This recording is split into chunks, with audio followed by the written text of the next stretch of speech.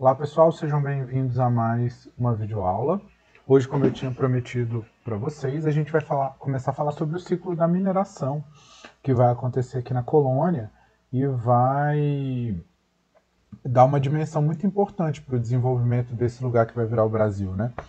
Portugal estava passando por uma crise econômica séria depois do fim da União Ibérica, estava precisando de recursos, até porque o preço do açúcar tinha caído muito, porque agora estava se plantando cana-de-açúcar em vários lugares da América. Os holandeses tinham aprendido como fazer, foram fazer em outros lugares, os franceses também copiaram. Então, como o preço do açúcar tinha caído muito, Portugal estava assim, bastante interessada que houvesse fonte de ouro no território da colônia, porque na América Espanhola, por exemplo, eles já tinham encontrado ouro logo num primeiro momento. Porque os povos que já viviam nessa área, os próprios astecas, os incas, conheciam o ouro, trabalhavam com ouro, embora não fosse um metal tão valioso para eles. Então, nesse sentido, esse movimento que a gente vai ter de busca pelo ouro, ele vai existir desde a chegada. Mas nesse momento do final dos anos 1600, século XVII, esse processo vai ser intensificado. Diz assim, o primeiro registro aí já é lá pelo ano de 1697, quando na área que hoje seria Taubaté, que seria uma parte de São Paulo, né, hoje em dia, encontraram ouro os bandeirantes.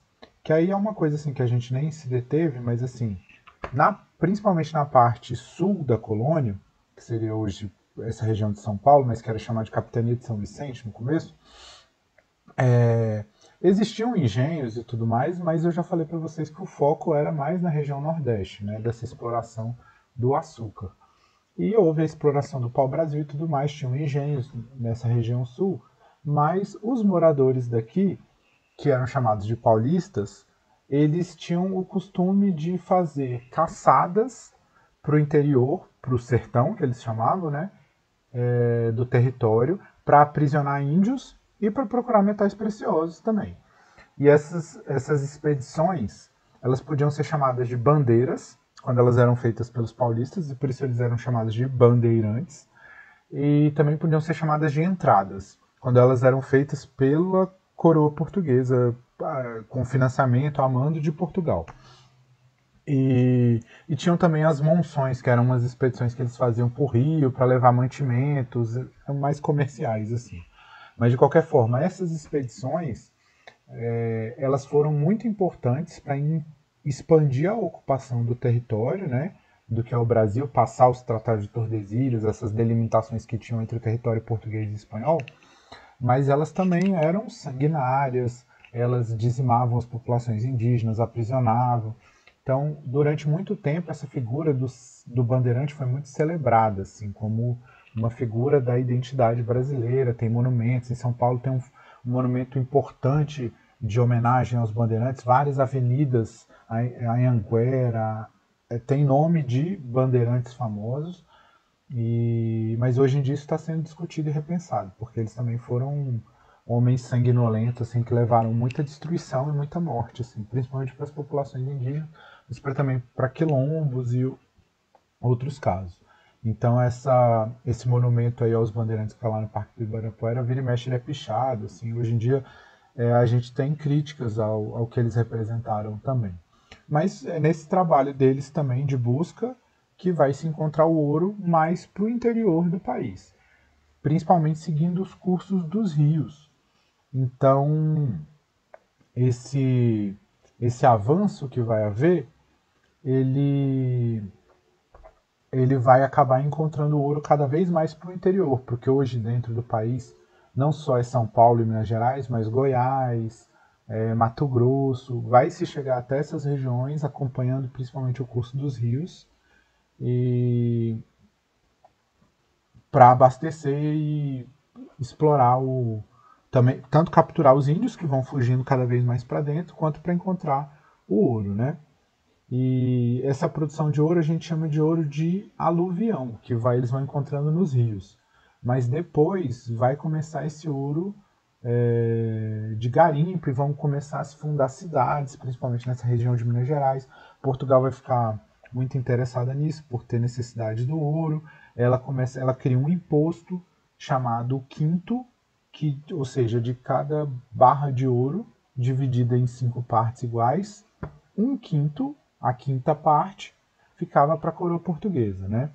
E com o encontro do ouro também, todo o interesse de Portugal vai ficar mais concentrado na área da mineração. Não para de ter engenho de açúcar, continua se explorando as drogas do sertão, mas o foco vai passar principalmente para a questão do ouro. Então vai ter que ter um trabalho também para abastecer essa região de alimentos, de escravos. Então vai começar a criar um mercado de venda de escravos dos engenhos da região norte para essa parte sul do país, das minas. Tá? Então isso vai ser muito responsável por mudar um pouco o eixo dessa exploração da colônia e também vai fazer Portugal intensificar cada vez mais a presença de fiscalização, criar cargos, mandar tropas, porque também as pessoas vão tentar enganar o governo para ficar com a maior parte do ouro. Começa a vir tanta gente de Portugal para o Brasil para procurar ouro, que Portugal começa a ter que criar regras de controle para também. Portugal é um país pequeno, para não ficar desabitado sem gente lá, né? Então, muita gente vai vir para o Brasil, a população cresce de 300 mil para quase 2 milhões em algumas dezenas de anos, e principalmente ali na região das Minas, também principalmente de escravos, que vão vir em grande quantidade para trabalhar nessa vida ainda mais insalubre, sem as mínimas condições de sobrevivência, que é o trabalho nas minas, que é muito mais degradante para o bem-estar do ser humano. Até hoje, na outra aula, eu falei isso para vocês. E esse processo também vai consolidando a formação de um território e uma população que, como a gente vai ver quando a gente estudar as revoltas coloniais, que também vem no governo português um problema, um contrário. Então vão começar a ter tensões entre os colonos e a metrópole.